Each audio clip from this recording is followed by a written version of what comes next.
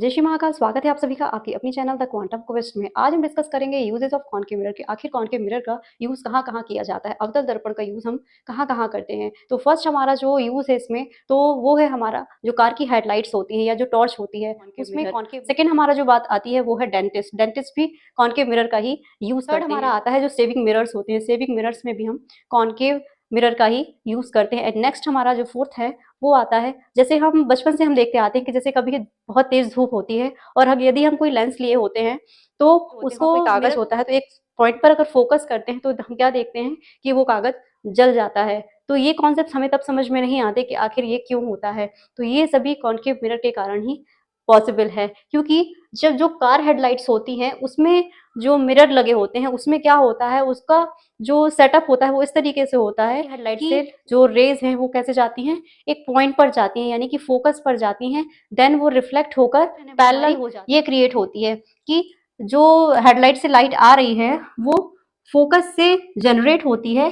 Then वो सामने टकराकर वो क्या होता है, मिरर से टकराकर वो पैरेलल कर देती है, जिससे कि जो लाइट है हेडलाइट की वो पूरी जगह पर फैल जाती है। टॉर्च की जो लाइट है एक पॉइंट से वो जाकर और पूरी कमरे पे वो लाइट फैल जाती है। तो ये हमारा कॉन्सेप्ट है कॉनकेव मिरर का। सेकंड जो हमने कंडीशन बताई वो है जो डेंटिस्ट यूज करते हैं मिरर को, वो कॉनकेव मिरर होता है। उसमें क्या होता है, बहुत नजदीक से देखते हैं, बहुत पास जाकर देखते हैं दांत को, तो उनको क्या होता है उस मिरर में हमारा दांत जो भी प्रॉब्लम है वो बड़ा दिखाई देता है और उसकी इमेज जो क्रिएट होती है वो बहुत बड़ी इमेज क्रिएट होती है, जिससे डॉक्टर उस चीज को आसानी से समझ लेते हैं। उसमें सेकंड कंडीशन हमारी आती है जो हमारा बहुत ही इंपॉर्टेंट टॉपिक था, जब हम ऑब्जेक्ट को कहाँ रखते हैं, पोल और फोकस के बीच में। तो उस मिरर का सेटअप इस तरीके से होता है कि वो हमारी जो ऑब्जेक्ट है वो बहुत नज़दीक रखी होती है, नज़दीक हमें ऑब्जेक्ट हमें बहुत नज़दीक दिखाई देगी उस मिरर से, और उसका जो इमेज दिखेगा वो हमें क्लियरली बहुत ही बड़ा दिखाई देगा, यानी कि हाईली मैग्नीफाइड हमारी इमेज दिखाई देगी हमें। वो भी कैसी,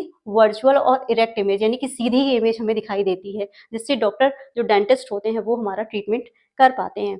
थर्ड जो हमारा है वो है सेविंग मिरर। सेविंग मिरर में भी यही कंडीशन अप्लाई होती है जो हमने आपको बताई, कि उसमें भी हमारी सीधी इमेज ही हमें दिखाई देती है, जो शेविंग में मिरर यूज किया जाता है। नेक्स्ट हमारा जो है वो है to concentrate sunlight to produce heat, यानी कि ये जो अक्सर हम बचपन से करते आ रहे हैं कि कोई मिरर लेते हैं, कोई लेंस लेते हैं, देन कागज को हम बर्न करते हैं। तो इसमें जो हमारी कंडीशन क्रिएट होती है वो होती है कि जो सनलाइट, क्योंकि सन तो हमारा बहुत ज्यादा दूरी पर है, ठीक है, सन हमारा बहुत दूरी पर है, और यहाँ पर हम कोई कागज लिए हुए हैं, ये लेंस कोई लिए हुए हैं, यहाँ पर कोई कागज का टुकड़ा है।